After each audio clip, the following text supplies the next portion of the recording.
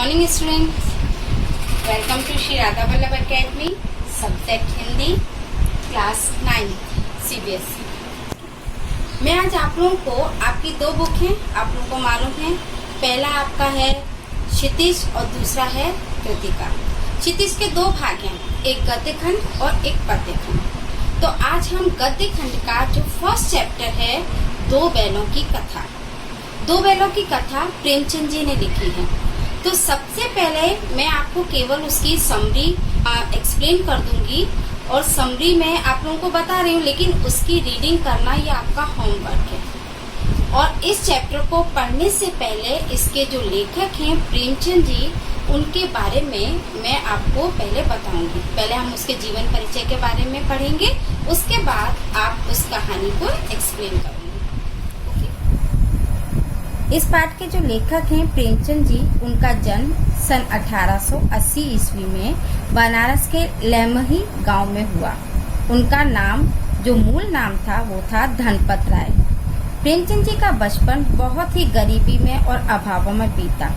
उनकी शिक्षा भी ज्यादा नहीं थी, शिक्षा केवल BA तक उन्होंने पास किया और शिक्षा विभाग में नौकरी भी की।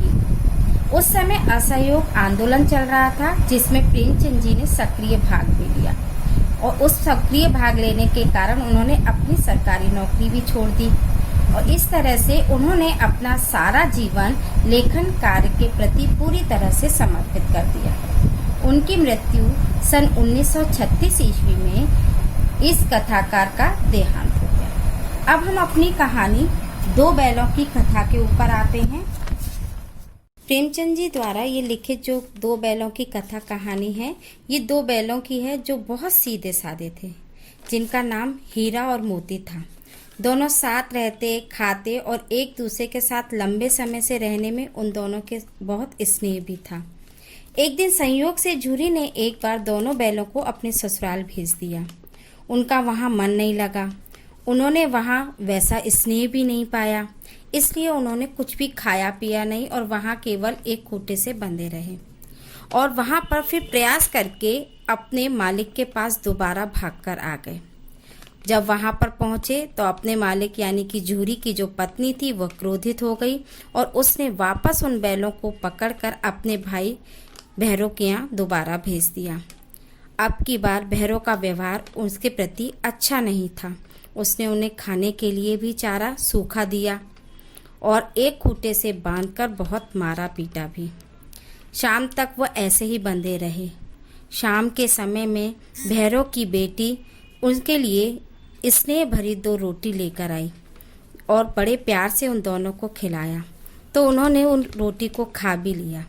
तब उन्हें ये पता चला कि भैरव की पहली पत्नी मर चुकी है और ये उसकी सौतेली माँ है, जो उसे बहुत परेशान करती है।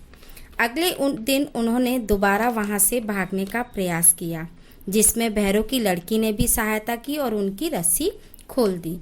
उनकी भैरव की लड़की की सहायता से वह उस खेत से भागकर, उसके घर से भागकर एक मटर के खेत में आ गए। वहाँ पर आज़ादी देखकर और हरी हरी मटर देखकर दोनों मस्त होकर वहाँ मटर खाने लगे और इसी मस्ती में उन्हें इतना भी ध्यान नहीं रहा कि वो मटर के खेत के मालिक के पास आ गए हैं। मालिक ने उसने पकड़कर काली हौद में डाल दिया। काली हौद का मतलब समझते हो? काली हौद होती है जहाँ पर आवारा पशुओं को बांध कर रखा जाता है। वहाँ पर पहुँचकर वहाँ के कर्मचारियों के व्यवहार से उन्होंने वहाँ से भी भागने का प्रयास किया। एक बार प्रयास में एक बैल खुल गया, लेकिन दूसरा बैल बंधा रह गया तो वो नहीं भागा। लेकिन दोबारा प्रयास में जब उन्होंने दोबारा प्रयास किया तो वहाँ से वो दीवार तोड़कर भाग गए। भागने के बाद जब बहुत दूर तक भागे तो उनके पीछे वहाँ के काली हौज के जो कर्मचारी थे, उन्होंने भागकर उन दोनों को पकड़ भी लिया और पकड़ने के बाद उनके साथ बहुत मारपीट करी, उनको बहुत मारा और मार कर फिर उन्हें एक कसाई के हाथ बेच दिया। कसाई के यहाँ पहुंचकर कसाई ने उसके साथ बहुत बुरा व्यवहार किया, मारा पीटा और उसको दिन भर इधर उधर भगाया करता। एक दिन रास्ते में जाते जाते उन्हें अपने पुराने मालिक झूरी का घर नजर आया। खुशी से दोनों उछल गए और रस्सी तोड़कर वो अपने पुराने मालिक झूरी के पास आ गए।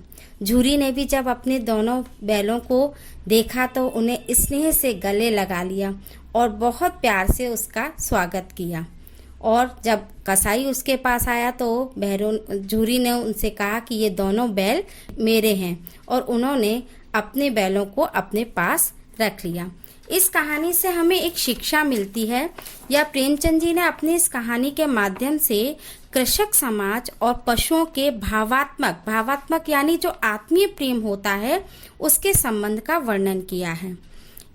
ये कहानी स्वतंत्रता के समय की है, तो इसमें जो स्वतंत्रता होती है वो सहज प्राप्त नहीं होती है, इसका भी संदेश प्रेमचंद जी ने देना चाहा है। उनके बैलों ने जिस तरह से बार बार संघर्ष करके स्वतंत्रता प्राप्त करी, इसी प्रकार परोक्ष रूप से यह कहानी आज़ादी के आंदोलन की भावना से जुड़ी है, और प्रेमचंद जी इसी आज़ादी को इन बैलों के माध्यम से व्यक्तियों को समझाना चाह रहे हैं। Thank you.